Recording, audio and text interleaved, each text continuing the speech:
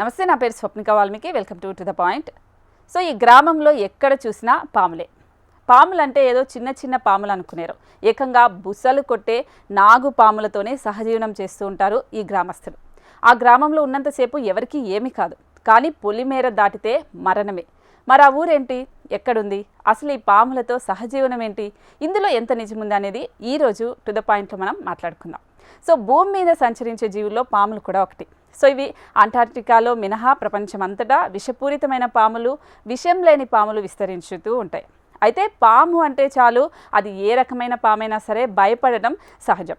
అదే నాగుపాము అయితే దానిని చూడటానికి కూడా భయపడుతూ ఉంటారు జనాలు. సో దానిని కనిపించకుండా వీలైనంత దూరం వెళ్ళిపోతూ ఉంటారు. మరి అలాంటిది విష సర్పాల మధ్య మనుషులు కలిసి జీవిస్తుంటే అమ్మో ఇది అసలు సాధ్యమేనా అని అనుకుంటున్నారు కదా. అయితే మన దేశంలో సైన్స్కి సవాల్ చేసే ఒక చిన్న గ్రామం కూడా ఉంది. సో ఇందులో మనుషులు పాములు కలిసి సహజీవనం చేస్తారు. సో కర్ణాటక దావణగిరి జిల్లాలోని నాగేనహల్లి అనే గ్రామంలో ప్రతి ఇంటిలో గుట్టలుగా పాములు ఉంటూ ఉంటాయి. సో ఈ గ్రామంలో గ్రామస్తులు పాములు కలిసి నివసిస్తూ ఉంటారు.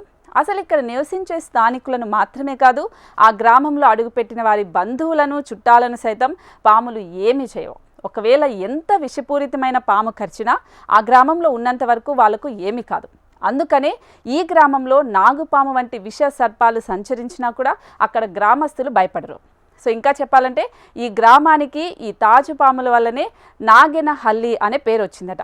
సో నాగేనహల్లి అంటే తాజు పాముల గ్రామం అని అర్థం. సో ఈ గ్రామంలో ఎవరైనా పొరపాటున పాము కరిస్తే ఈ గ్రామాల్లో ఉన్నంతసేపు వారికి ఏమీ కాదు, విషం శరీరంలోకి ఎక్కదు.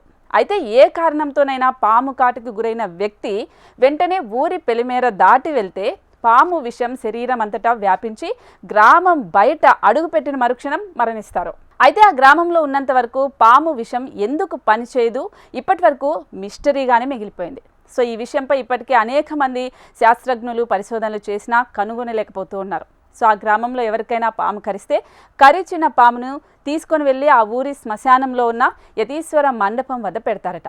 సో ఆ తర్వాత పాము కరిచిన బాధితుడు ఎవరుంటారో అదే గ్రామంలో ఉన్న హనుమాన్ ఆలయంలోకి వెళ్ళి అక్కడ స్వామివారి తీర్థం అనేది అతనికి ఇస్తారట. సో ఆ ఆలయంలోని రాత్రంతా అతను జాగరణ కూడా చేయాలట.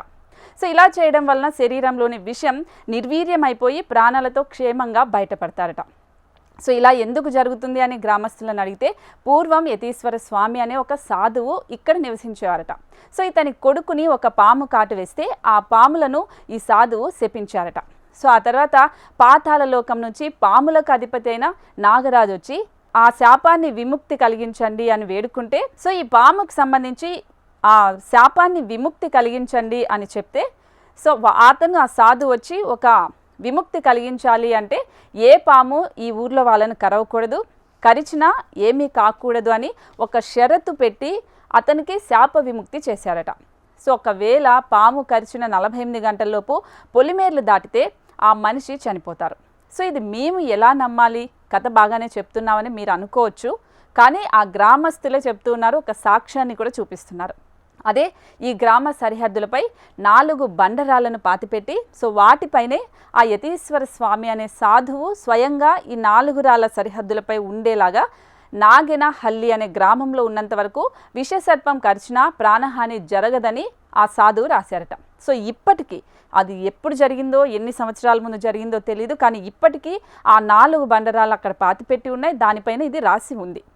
సో ఇప్పటికీ ఆ 4 బండరాల మీద రాసిన అక్షరాలు సాక్ష్యాలుగా గ్రామస్తులు అయితే చెప్తున్నారు. సో అవి ఏ కాలం నాటివి అనేది తెలుసుకోవడానికి సైంటిస్టులు కూడా చాలా ప్రయత్నిస్తున్నారు, కానీ అంత చిక్కట్లేదు. సో ఇదొక ఉదాహరణ అని చెప్పాలి. సో ఈ గ్రామంలో మహా అంటే 100 లోపే ఇల్లుంటాయి. సో ఆ గ్రామంలో ఇళ్లల్లోనూ, తోటల్లోనూ, పొదల్లోనూ తాచు పాములు స్వేచ్ఛగా సంచరిస్తూ ఉంటాయి. అయితే పాములు విష జంతువులు, తమని కరిస్తే ప్రాణాలు పోతాయని ఏ ఒక్క గ్రామస్తుడు కూడా భయపడరు. సో మన ఇంట్లో ఎలాగైతే కుక్కలు, పిల్లులు, ఆవులు ఎలా పెంచుకుంటామో, సో వాళ్ళకి ఆ గ్రామంలో కూడా పాములు పెంచుకుంటూ ఉంటారు అంత ఈజీగా. సో మరి ఎప్పుడైనా మీరు ఆ గ్రామానికి వెళ్తే ఒక్కసారి ఆ గ్రామంలో నిజంగానే ఇదంతా జరుగుతుందా అనేది ఒక లుక్ వేయండి. సో మూఢనమ్మకం అని అయితే కొట్టిపడేయలేం, నిజమే అని కూడా సర్టిఫికేట్ కూడా ఇవ్వలేం. మరి ఈ వీడియో మీరు చూసిన తర్వాత మీకు ఎంతవరకు నిజం అనిపిస్తుంది అనేది కూడా ఖచ్చితంగా కామెంట్ చేయండి. చూస్తూనే ఉండి హెచ్ఎం టీవీ.